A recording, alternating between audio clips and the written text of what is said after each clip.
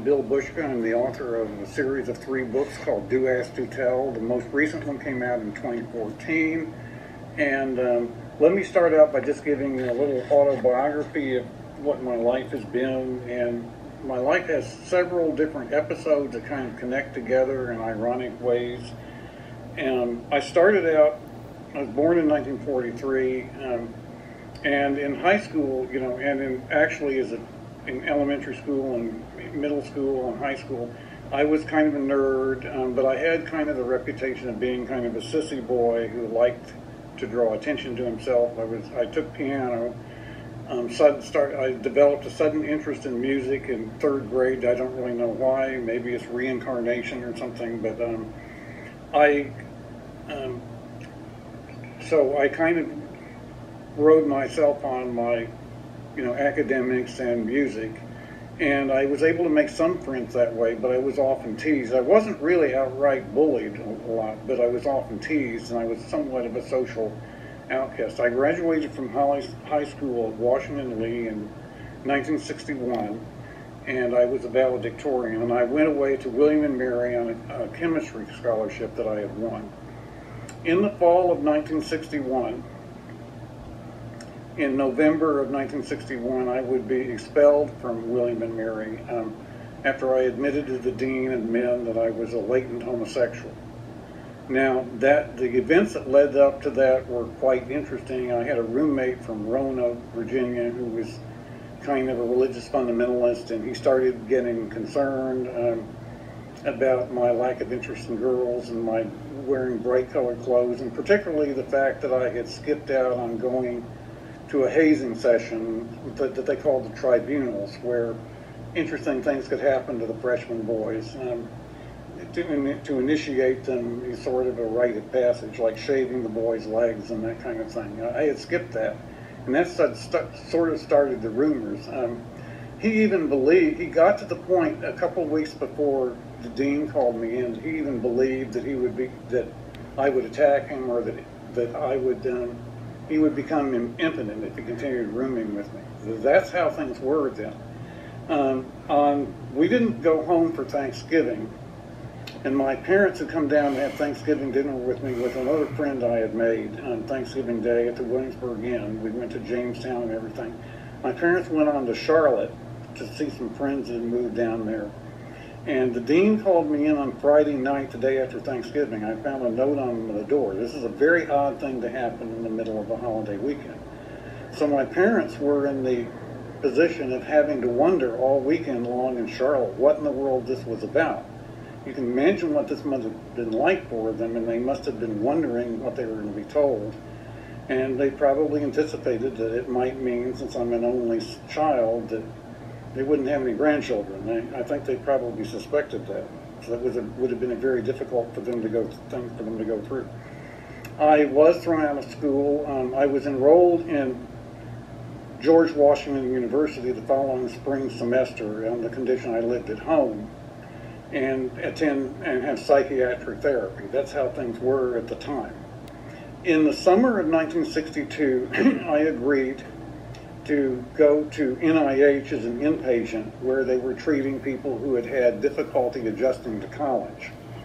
That was the pretext. There were about 15 patients on Unit 3 West. 3 or 4 of us were gay, I think, and the others had various other problems. The women were generally less intact than the men were, just because of the way things were then. While I was there, I was going to GW taking 2 classes at night.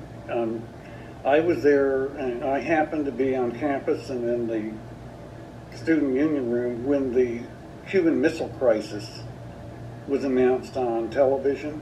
So this is almost like a movie script. I knew about it before anybody else on the unit did. And so it was a very interesting week there. I was making pot shots about whether we would survive or whether we would be worthy of surviving a war like that. That was the way things were then, the Cold War mentality that we had. Nevertheless, I graduated from college in 1966, and I went on to the University of Kansas to get a master's degree in mathematics. graduate school was a little bit harder than undergraduate, as a lot of people find out, but I was also an assistant instructor. And one of the things that could happen is that you got to get people grades. Well, and I taught the weakest classes, the remedial classes. So the students were not very good, so there were a lot of F's. Well, guess what was going on then? There was a Vietnam War, and there was a draft. And here I was viewed as someone that was complicit with help sending people into being drafted. That was kind of the attitude some people had. Nevertheless, I finished graduate school myself and with a master's in January of 1968.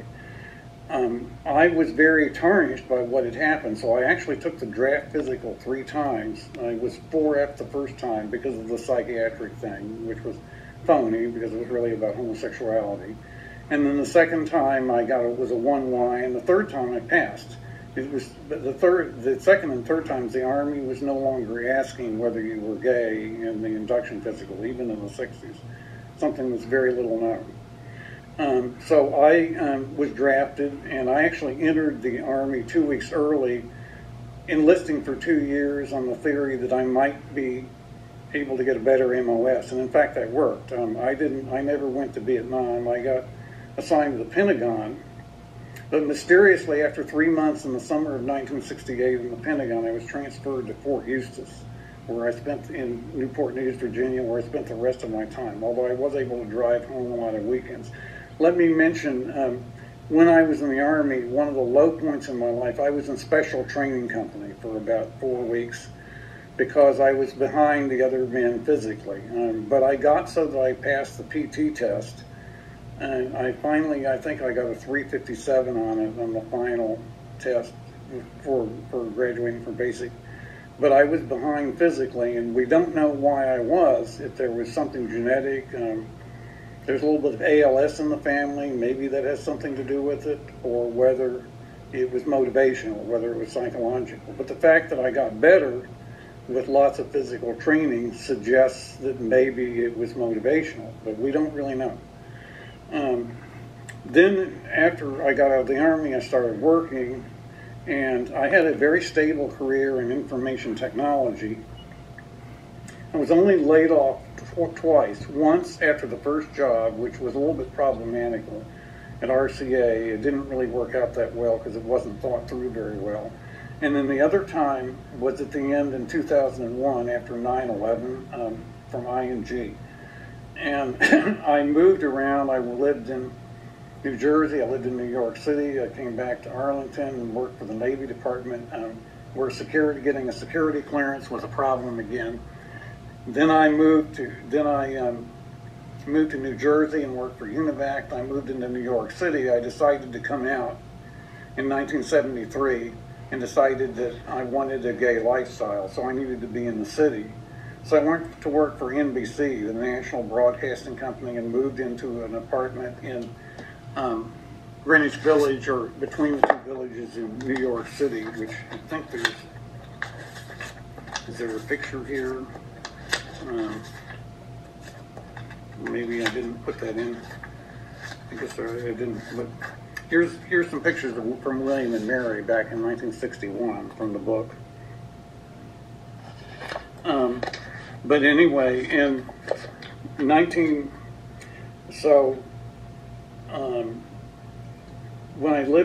I worked for NBC.